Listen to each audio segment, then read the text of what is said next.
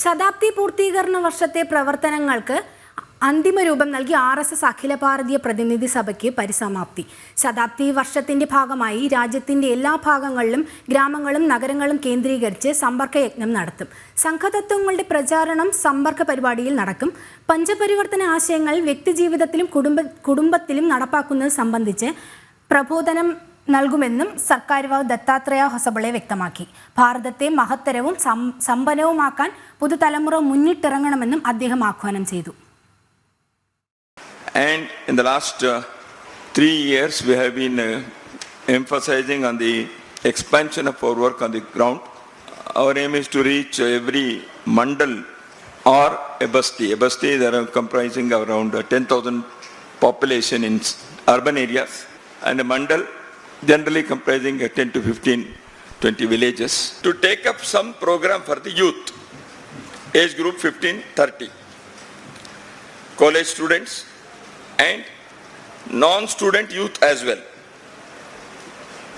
For them, it may be Panch Parivartan, it can be narrative setting, it may be patriotic activities, seva activities. So they should be ready to pay back for the society. വിവരങ്ങളുമായി ജിഷ്ണു കൃഷ്ണൻ ചേരുന്നു. Jishnu, RSS അഖില ഭാരതീയ പ്രതിനിധി സഭയ്ക്ക് ഇന്ന് പരിസമാപ്തിയായിരിക്കുകയാണ്. എന്താണ് മറ്റു വിവരങ്ങൾ?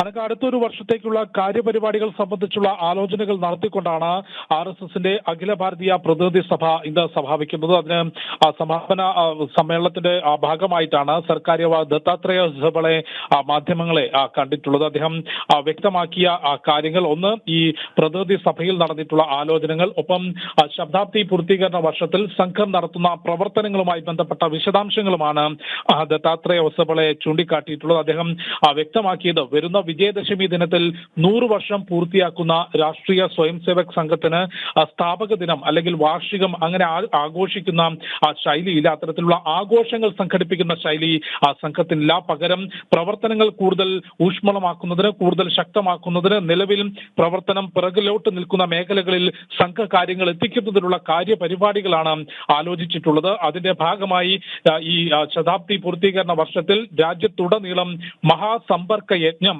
നടക്കും. അതായത് പഞ്ചപരിവർത്തൻശീൽ അടിസ്ഥാനമാക്കി വ്യക്തി നിർമ്മാണത്തിലൂടെ സമൂഹ പരിവർത്തനം ലക്ഷ്യം വെച്ചുകൊണ്ട് വ്യക്തി ജീവിതത്തിലും കുടുംബ ജീവിതത്തിലും ഏത് രീതിയിൽ മുൻപോട്ട് പോകണം എന്നുള്ളത് സംബന്ധിച്ച് പൗരന്മാരെ ബോധവാന്മാരാക്കുന്ന RSS സ്വയം സേവകരെയും ഒപ്പം സമാജത്തിൽ മറ്റാളുകളെയും ബോധവാന്മാരാക്കുന്ന രീതിയിലുള്ള പഞ്ചപരിവർത്തൻശീൽ അടിസ്ഥാനമാക്കിയുള്ള മഹാസമ്പർക്ക യജ്ഞം രാജ്യത്തുടനീളം നടക്കും. അതിന്റെ ഭാഗമായി എല്ലാ മേഖലകളിലേക്കും ഗ്രാമങ്ങളിലേക്കും ഇത്തരത്തിൽ സമ്പർക്കം നടക്കും. 3 ആഴ്ചയോളം നീണ്ടു നിൽക്കുന്ന സമ്പർക്കങ്ങൾ ഓരോ ഗ്രാമത്തിലും നടക്കും എന്നുള്ളതാണ് ദത്താത്രേയ ഹൊസബള ചൂണ്ടിക്കാട്ടിയിട്ടുള്ളത്. കൂടാതെ മണ്ഡലം, ബസ്തി അടിസ്ഥാനത്തിൽ ഹിന്ദു സമ്മേളനങ്ങൾ നടത്തും. രാജ്യം വലിയ രീതിയിൽ മുൻപോട്ട് കുതിക്കുകയാണ്.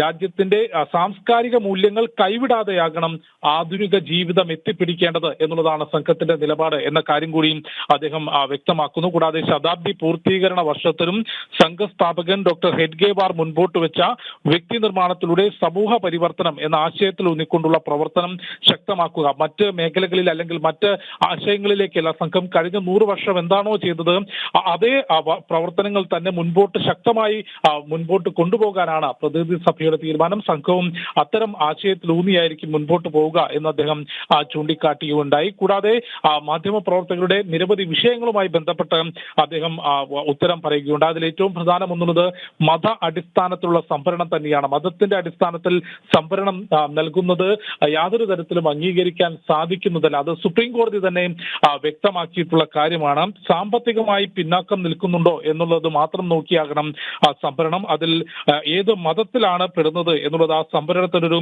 പ്രാധാന്യമാകരുത് എന്ന കാര്യം കൂടി അദ്ദേഹം ചൂണ്ടിക്കാട്ടിയിട്ടുണ്ട്. അത്തരത്തിൽ മത അടിസ്ഥാനത്തിലുള്ള സംവരണത്തിനെ എതിർക്കുന്ന നിലപാട് അദ്ദേഹം ചൂണ്ടിക്കാട്ടുകയുണ്ടായി. കൂടാതെ മണിപ്പൂർ വിഷയത്തിൽ സമാധാനം ഉറപ്പാക്കുന്നതിനുള്ള പ്രവർത്തനങ്ങൾ നടത്താൻ സർക്കാരിന് സാധിച്ചിട്ടുണ്ട്. അവിടെയും എല്ലാ വിഭാഗങ്ങളുമായി ബന്ധപ്പെട്ട ചർച്ചകൾ നടത്തിക്കൊണ്ട് സമാധാനമായി മണിപ്പൂരിലെയും ജനങ്ങൾ മുൻപോട്ട് പോകണം എന്നുള്ളതാണ് സംഘത്തിന്റെ നിലപാട്. കൂടാതെ രാമക്ഷേത്ര നിർമ്മാണം എന്നുള്ളത് അത് RSSന്റെ മാത്രം ഒരു നേട്ടമായിട്ടില്ല. ആ രാമക്ഷേത്ര നിർമ്മാണം മുഴുവൻ സമൂഹത്തിന്റെയും നേട്ടമാണ്. അത് ഹിന്ദു സമൂഹത്തിന്റെ ആത്മവിശ്വാസം വളർത്തുന്നതിന് കൂടി കാരണമായിട്ടുണ്ട് എന്നുള്ള കാര്യം കൂടിയാണ് അദ്ദേഹം ചൂണ്ടിക്കാട്ടിയിട്ടുള്ളത്. സ്വാതന്ത്ര്യം ലഭിച്ചുവെങ്കിൽ പോലും ഇപ്പോഴും കൊളോണിയലിസത്തിന്റെ അവശേഷിപ്പുകൾ രാജ്യത്ത് നിലനിൽക്കുന്നുണ്ട്. അത് തുടച്ചെറിഞ്ഞുകൊണ്ട് രാജ്യത്തിന്റെ സാംസ്കാരിക മൂല്യങ്ങൾ മുറുകെ പിടിച്ചുകൊണ്ട് ആധുനിക ജീവിതത്തിലേക്ക് നടന്നു കയറണം എന്നുള്ളതാണ് സംഘത്തിന്റെ നിലപാട് എന്ന കാര്യം കൂടി അദ്ദേഹം ചൂണ്ടിക്കാട്ടി. കൂടാതെ കേരളത്തിൽ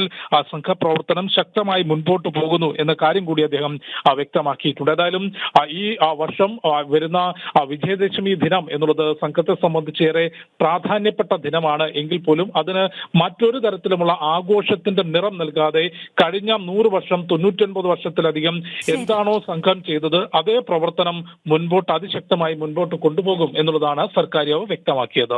അനഘ, വിവരങ്ങൾ നൽകുകയായിരുന്നു ജിഷ്ണു കൃഷ്ണൻ.